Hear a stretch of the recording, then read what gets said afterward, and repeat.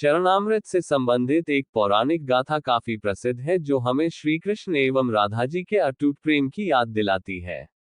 कहते हैं कि एक बार नंदलाल काफी बीमार पड़ गए। कोई दवा या जड़ी बूटी उन पर बेअसर साबित हो रही थी। तभी श्री कृष्ण ने स्वयं ही गोपियों से एक ऐसा उपाय करने को कहा जिसे सुन गोपियां दुविधा में पड़ गईं। दरअसल श्री कृष्ण ने गोपियों से उन्हें चरणामृत पिलाने को कहा।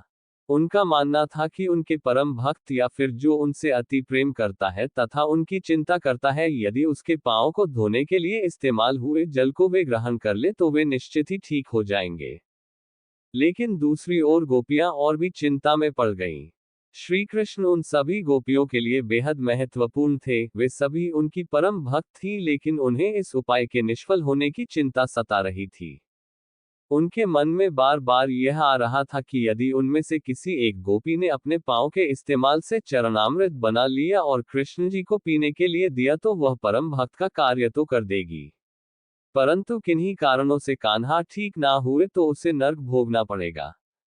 अब सभी गोपियां व्याकुल होकर श्री कृष्ण की ओर ताक रही थी और किसी अन्य उपाय के बारे में सोच ही रही थी कि वहां कृष्ण की प्रिय राधा आ गई।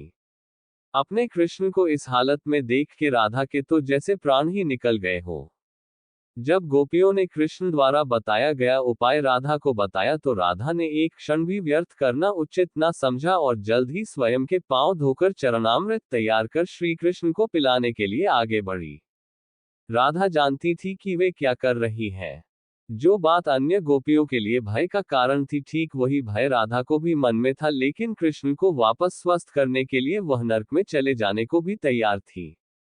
आखिरकार कान्हा ने चरणामृत ग्रहण किया और देखते ही देखते वे ठीक हो गए, क्योंकि वह राधा ही थी जिनके प्यार एवं सच्ची निष्ठा से कृष्ण जी तुरंत स्वस्थ हो गए।